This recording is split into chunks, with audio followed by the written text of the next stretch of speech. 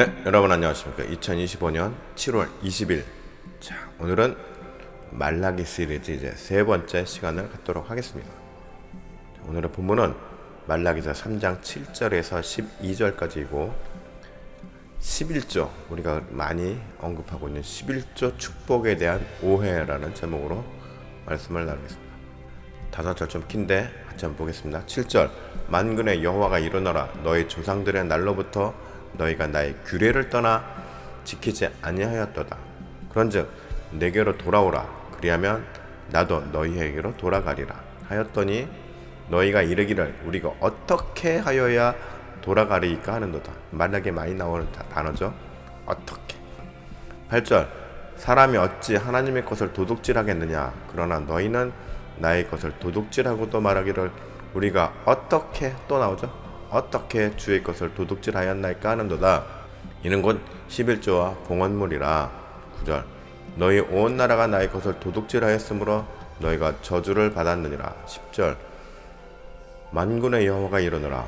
너희의 온전한 11조를 창고에 들여 나의 집에 양식 있게 하고 그곳에서 나를 시험하여 내가 하늘문을 열고 너희에게 복을 쌓을 것이 없도록 붙지 아니하나 보라. 11절, 만군의 여호와가 이르노라. 내가 너희를 위하여 메뚜기를 금하여 너희 토지 소산을 먹어 없애지 못하게 하며 너희 밭에 포도나무 열매가 기한 전에 떨어지지 않게 하리니. 12절, 너희 땅이 아름다워지므로 모든 이방인들이 너희를 복되다 하리라. 만군의 여호와의 말이니라. 자, 오늘 말씀은 현대교회에서 적지 않은 논란이 되고 있는 11조 이슈에 대해서 언급하고 있습니다. 많은 교회들의 11조를 교회의 최고의 법, 마치 강제 의무 사항인 양 가르치고 있습니다. 물론 오늘 본문의 내용을 보면 11조를 하지 않는 것은 하나님의 것을 도둑질을 하는 것으로 이야기하고 있습니다. 그럼 과연 정말 이게 액면 그대로 그러한 말씀인가? 좀 보다 더 깊게 그 말씀의 배경을 살펴보고자 합니다. 7절, 만군의 여호와가 이르노라. 너희 조상들의 날로부터 너희가 나의 규례를 떠나 지키지 아니하였도다. 그런즉 내게로 돌아오라. 그리하면 나도 너희에게로 돌아가리라 하였더니 너희가 이르기를 우리가 어떻게 하여야 돌아가리이까 하는도다. 이스라엘 백성들이 하나님한테 생떼 부리고 따질 때 어떻게 이렇게 말합니다. 자, 우선 7절을 보면 이스라엘 백성들이 오랜 세월 하나님의 뜻을 거슬러서 죄를 저질러 오고 있음을 그 배경에 두고 있습니다. 그러니까 죄를 계속 하도 져가지고 이제 뻔뻔해진 겁니다. 그리고 여기에는 그 죄의 근거로 규례를 지키지 아니하였다고 합니다. 자, 이 규례가 뭘까요? 규례. 원어로 보면은 초크라는데 초크. 규정, 법규, 관습 이런 의미가 있습니다. 모세 오경에 이 규례라는 것이 전반에 나오고 이게 전반에 걸쳐서 나오고 또 하나님께서 모세를 통해서 전달한 내용이기도 합니다. 구체적으로 이스라엘 백성들이 공동체 생활을 통해서 지켜야 할 사회법, 의식법, 정결법 등이 이에 해당됩니다. 그리고 이 규례는 구약시대 이스라엘 백성들에게 내려진 공동체를 위한, 커뮤니티를 위한 법이었습니다.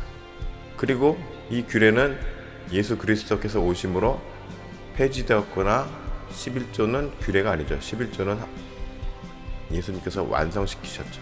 네. 그래서 여기 나오는 규례법과 11조는 11조란다. 뭐죠? 10계명은 차원이 다른 것입니다. 자, 규례는 아까 나왔던 사회법은 뭡니까? 사회법. 커뮤니티를 유지하기 위한 질서입니다. 질서. 또 의식법은 뭘까요?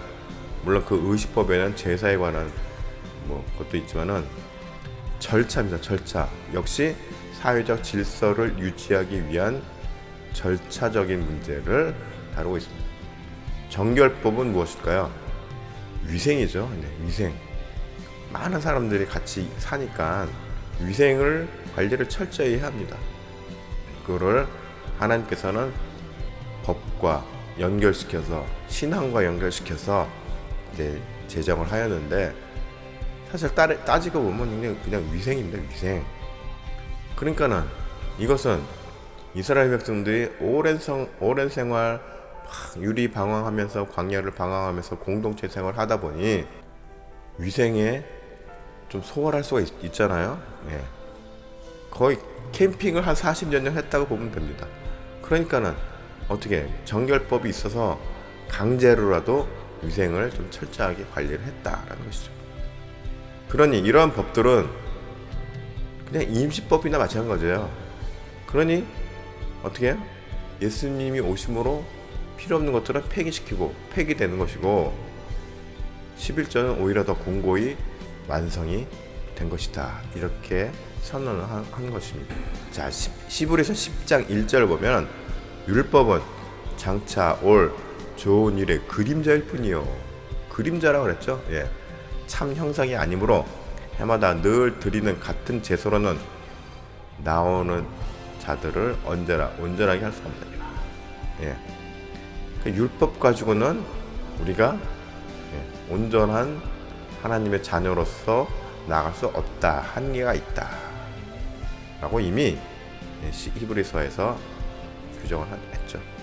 그러니까 오늘날 우리가 이 현대교회에서 규정을 논할 때 구약시대의 규례를 자꾸 언급하는 것은 이미 예수 그리스도께서 완성하시고 혹은 폐기된 사법을 적용하라고 하는 것과 마찬가지라는 것입니다. 십계명은 이미 예수님께서 완성하셨기 때문에 우리가 오히려 더 잘 지켜야 되는 것이죠. 하나님을 사랑하고 이웃을 내 몸과 같이 사랑하라. 그러나 그 이후의 모든 규례는 폐기되었다. 제가 이렇게 규례에 대해서 장황하게 설명하는 이유는 8절에 나옵니다. 8절, 사람이 어찌 하나님의 것을 도둑질하겠느냐. 그러나 너희는 나의 것을 도둑질하고도 말하기를 우리가 어떻게 주의 것을 도둑질하였나이까 하는도다. 이는 곧 11조와 봉헌물이라. 자, 하나님께서는 7절에서 이스라엘의 규례를 지키지 않았다고 하면서 구체적인 내용으로 8절에 하나님의 것을 도둑질하였다고 지적합니다. 그런데 그 중에서도 콕 집어서 11조와 봉헌물이라고 구체적으로 말씀하셨습니다. 그러니까 11조와 하나님께 드리는 봉헌물은 하나님께서 모세를 통해 주신 규례 안에 포함된다는 것입니다. 사실 봉헌이라는 단어 자체가 하나님께 드리는 헌신이라는 의미죠. 그것이 물질이 됐건 몸으로 섬기는 것이던 간에 11조는 봉헌이라는 개념 안에 속하는 의미라는 것입니다. 역대상 29장 14절을 보면은 나와 내 백성이 무엇이기에 이처럼 즐거운 마음으로 들을 힘이 있었나이까. 모든 것이 주께로 말미암아 싸우니 우리가 주의 손에서 받은 것으로 주께 드렸을 뿐입니다. 뭐예요? 그냥 우리가 기쁨으로 드렸다는 것이죠. 로마서 12장 1절, 그러므로 형제들아 내가 하나님의 모든 자비하심으로 너희를 권하노니 너희 몸을 하나님이 기뻐하시는 거룩한 산제물로 드리라. 이는 너희가 드릴 영적 예배입니다. 그러니까 뭐예요?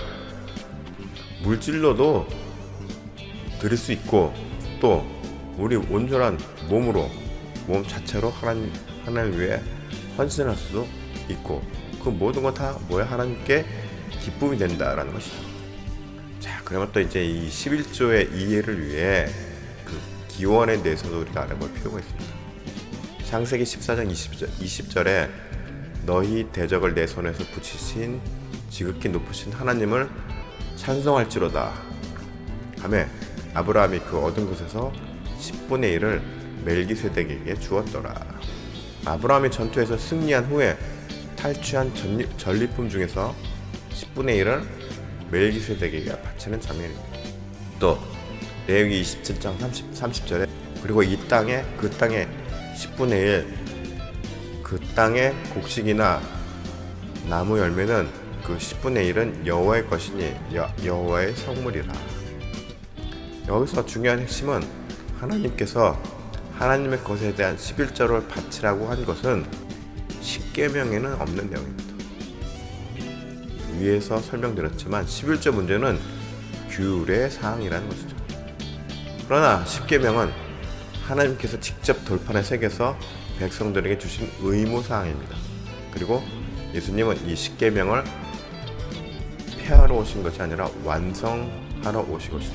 그러니까 이 십계명의 조항은 하나님을 사랑하고 이웃을 사랑하는 것으로 축약돼서 오늘날 우리들도 그리스도인이라면 지켜야 할 의무 사항이 된 것이죠.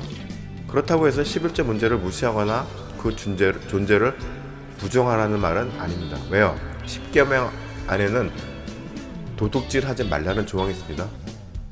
거기에는 하나님의 것이든지 사람의 것이든지 내 이웃의 것을 탐하지 말라라는 것도 있죠. 그러니까 하나님의 것을 도둑질하지 말라라는 것은 십계명 안에 녹아 들어가 있는 것이죠. 그런데 하나님의 것이 곧 11조라는 것으로 묶여 있지는 않다는 것입니다. 네. 왜요?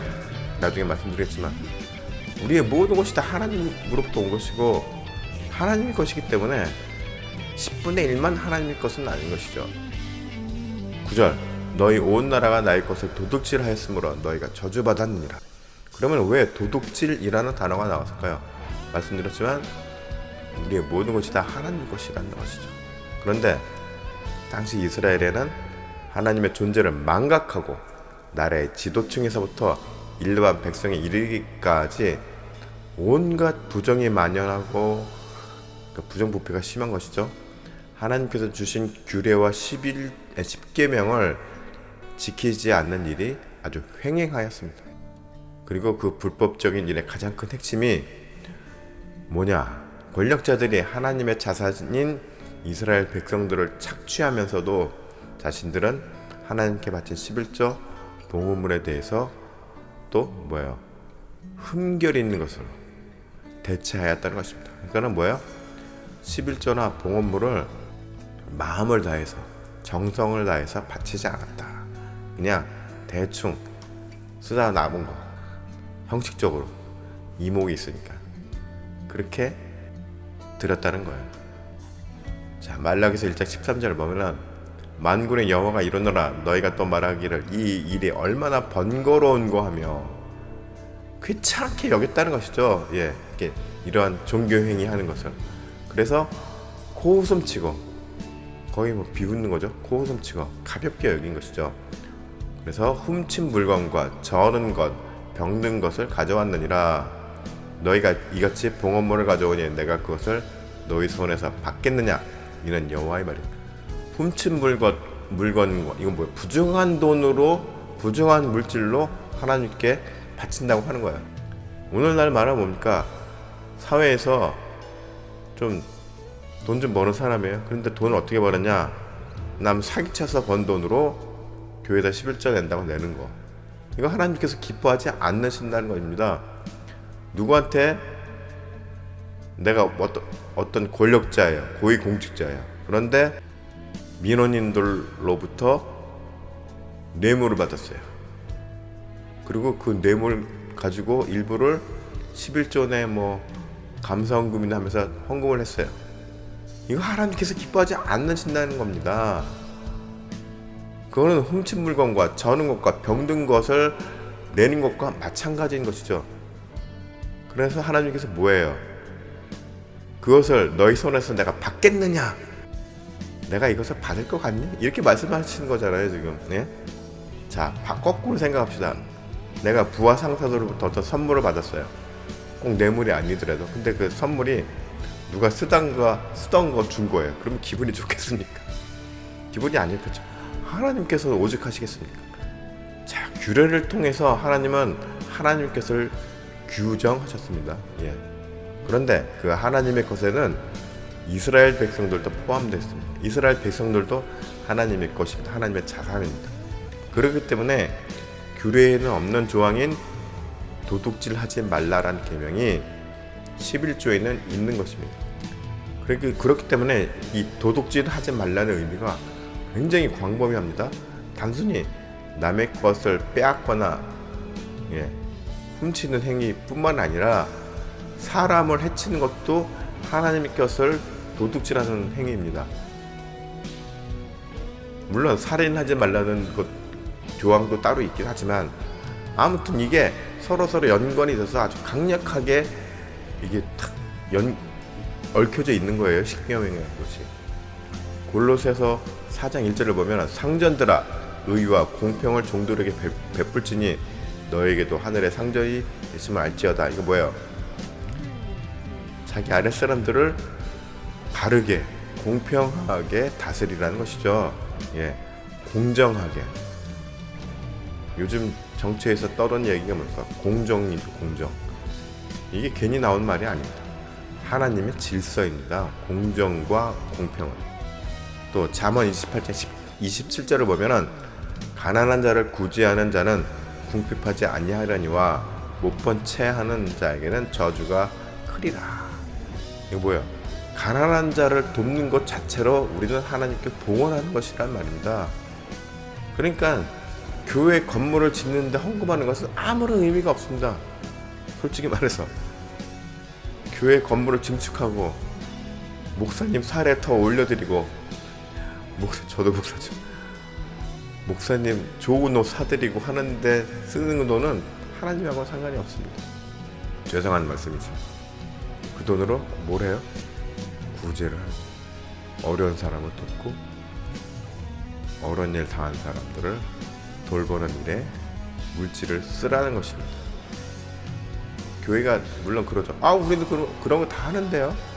그런 거 다 해도 또 나머지 또 그런 예산도 있어요. 그리고 나머지도 가지고도 또 뭐 교회도 새로 짓고 교육자들 페이도 주고 이러는 거 아니겠습니까? 교회 운영도 하고. 그런데 물론 하나님의 일을 사역하는 사람들에게 살 것을 주는 조항은 규례에도 있어요. 그런데 지금 문제는 오늘날 교회는 담임 목사에게 다 올인돼 있어요. 이 돈 문제에서는 하여튼간 나라와 인종을 떠나서 똑같아요. 자유롭지 못합니다. 그런 것들을 지적하고 있는 것이죠. 교역자든 부교역자든 공평하게. 그 교회의 주인은 누굽니까? 예수님이잖아요. 그런데 담임 목사가 주인인 양 그렇게 모든 것을 다 가져가면은 이 세상에서 다 보상을 받는 거 아니겠습니까? 말씀을 보면은 말씀에서 이야기하는 것은 이겁니다. 그리고 그렇게 남은 돈들은 다른 엄한 예산으로 쓰지 말고 뭐예요? 구제하는데 전력을 다하라는 얘기. 구제하는 것이 곧 선교예요. 구제하는 것이 곧 정의고 정의롭고 공평한 일을 사역하는 것이 곧 바로 하나님의 복음을 전파하는 행위인 것입니다. 사람들이 그러한 행위들을 보고 하나님께서 살아 계시는구나 라고 느낄 수 있는 것입니다. 옛날에 중세시대에는 무력으로 선교를 했습니다. 그러니까 아니라는 것이죠. 10절 만군의 여호와가 일어나라 너희의 온전한 11조를 창고에 들여 나의 집에 양식이 있게 하고 그곳으로 날 시험하여 내가 하늘문을 열고 너희에게 복을 쌓을 곳이 없도록 붙지 아니하나 보라. 자, 이 말씀을 가지고 예전에 많은 부흥사들이 여러분들은 11조 열심히 내십시오. 그러면 정말 축복을 받습니다. 이렇게 이야기를 합니다. 그런데 10절 말씀을 보면은 11조를 언급하면서 온전한이라는 단어를 함께 사용했습니다. 온전한 11조죠. 이게 우리들에게 시사하는 바가 아주 큽니다. 단순히 우리 소득의 10분의 1을 바치라는 것은 규례로서 이미 예수 그리스도의 오심으로 폐기되었습니다. 그리고 11조의 개념에는 모든 것이 다 하나님의 것이나 그 일부인 11조를 감사하는 의미로 상징적으로 바친다는 개념입니다. 중요한 것은 이것을 율법적인 의무 사항보다도 더 강절하게 큰 우리 믿음의 근간이 되는 진실된 마음으로의 헌신을 강조한 것으로 이해해야 하는 것입니다. 즉 우리가 우리 소득의 일부를 하나님께 물질을 바치면은 그냥 내가 하나님께 나의 믿음을 고백하는 의미로서 바쳐야 된다는 것입니다. 고린도후서 9장 6절에서 11절 말씀을 쭉 보면 좀 길지만은 그래도 중요한 구절이기 때문에 보겠습니다. 이것을 곧 적게 심는 자는 적게 거두고 많이 심는 자는 많이 거둔다 하는 말이로다. 각각 그 마음에 정한 대로 할 것이요 인색함으로나 억지로 하지 말지니 하나님은 즐겨내는 자를 사랑하십니다. 하나님은 능히 모든 은혜를 너에게 넘치게 하시나니 이는 너희를 모든 일에 항상 모든 것이 넉넉하여 모든 착한 일을 넘치게 하게 하려 하심이라. 기록된 바 그가 흩어 가난한 자들에게 주었으니 그의 의가 영원토록 있느니라 함과 같으니라.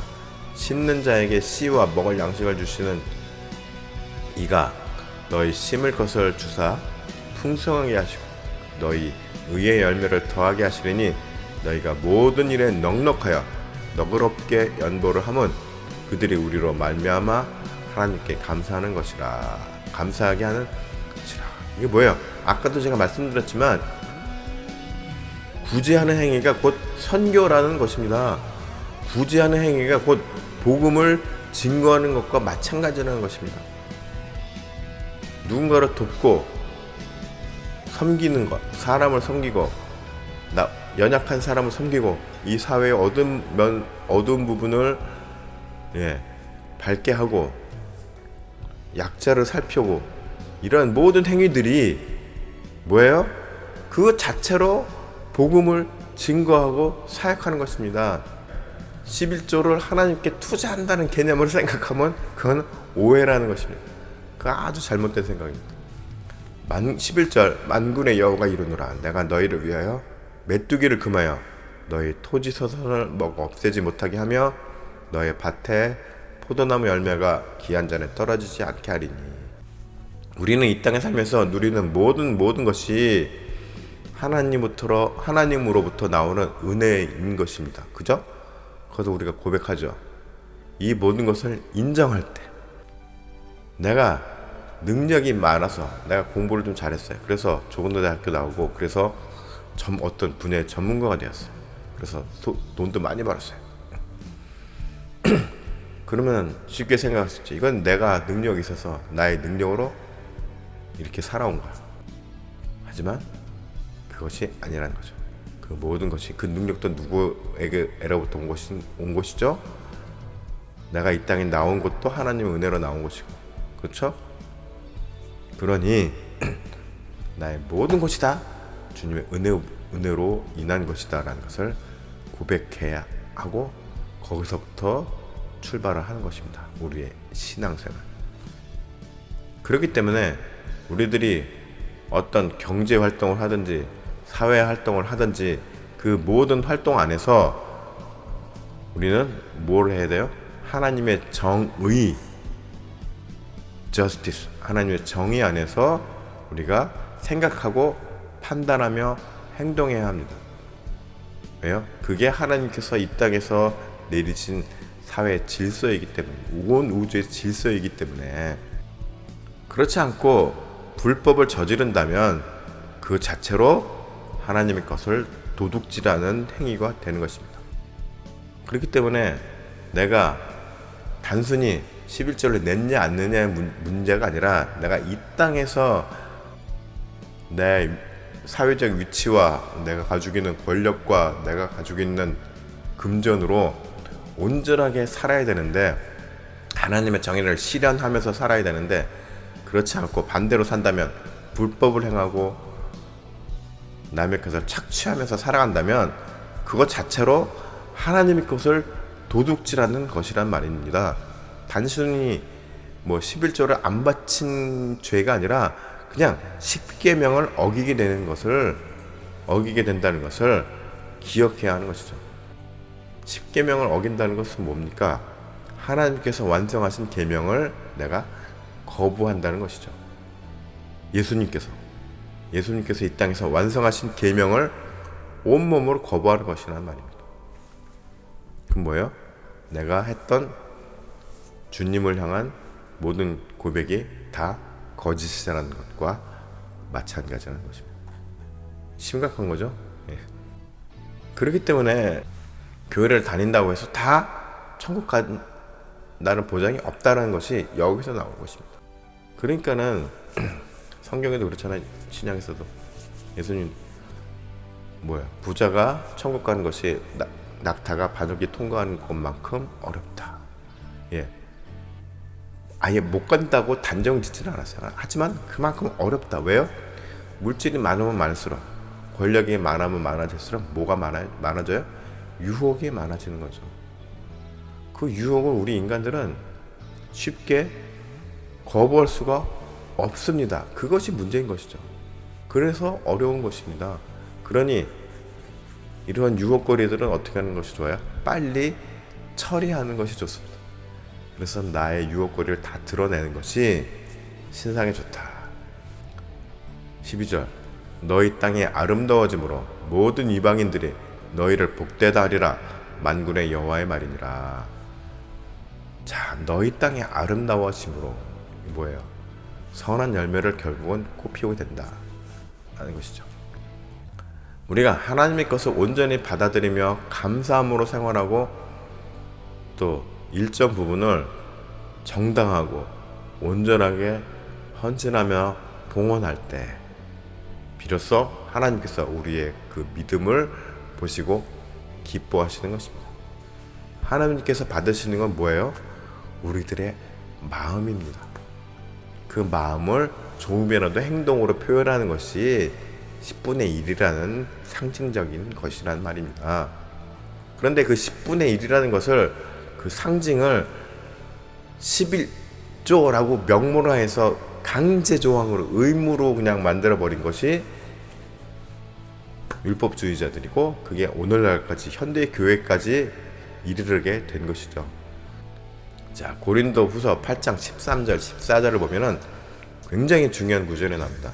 이는 다른 사람들은 평안하게 하고 너희는 곤고하게 하라는 것이 아니요 균등하게 하려 함이니 이제 너희의 넉넉한 것으로 그들의 부족한 것을 보충하면 후에 그들의 넉넉한 것으로 너희의 부족한 것을 보충하여 균등하게 하려 함이니라.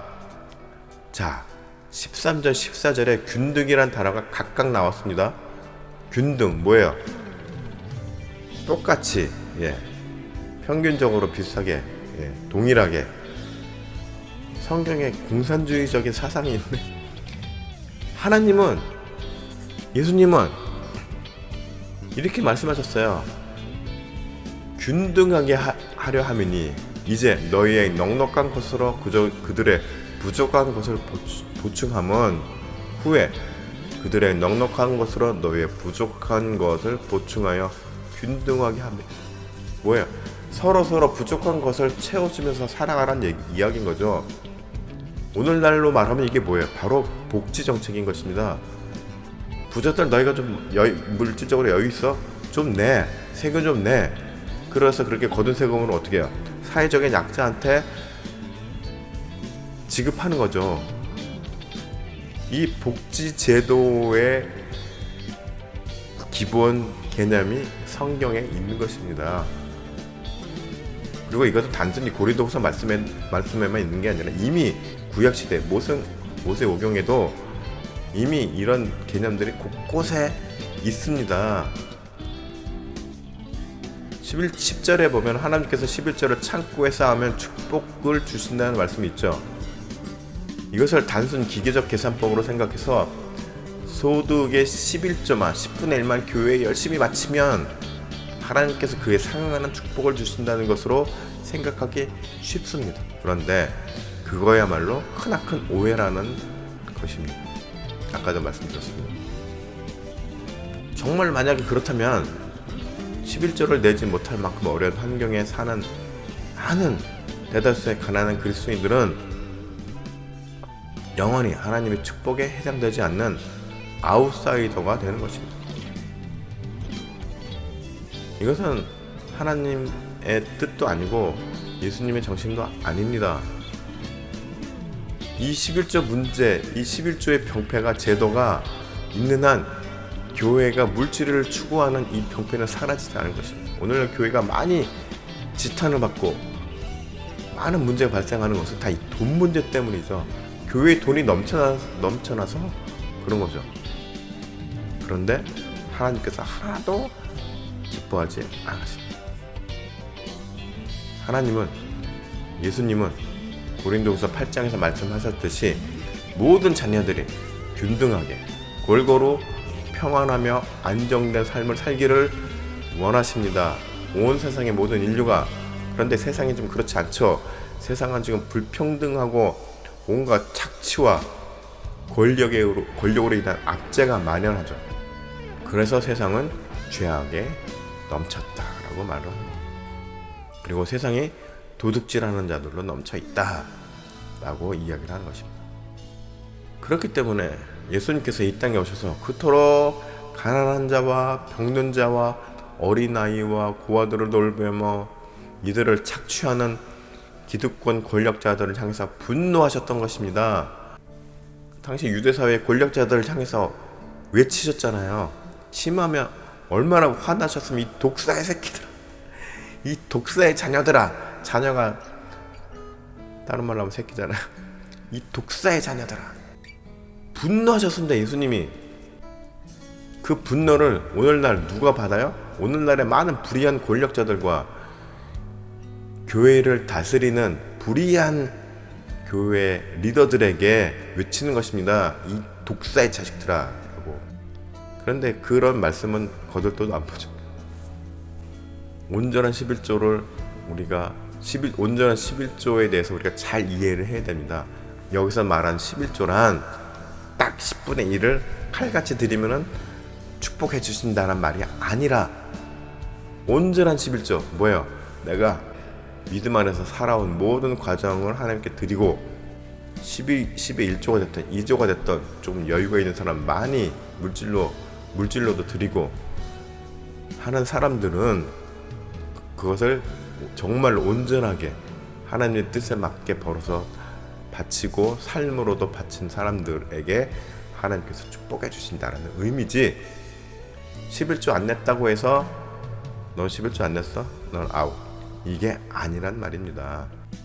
여러분들 모두 주님께서 이 땅에서 행하신 모든 사역들에 나도 동참한다는 마음으로 나의 십자가를 지고 최선을 다해서 하나님을 사랑하고 이웃을 내 몸과 같이 사랑하는 충실한 주의 사역자들이 되시기를 축복합니다.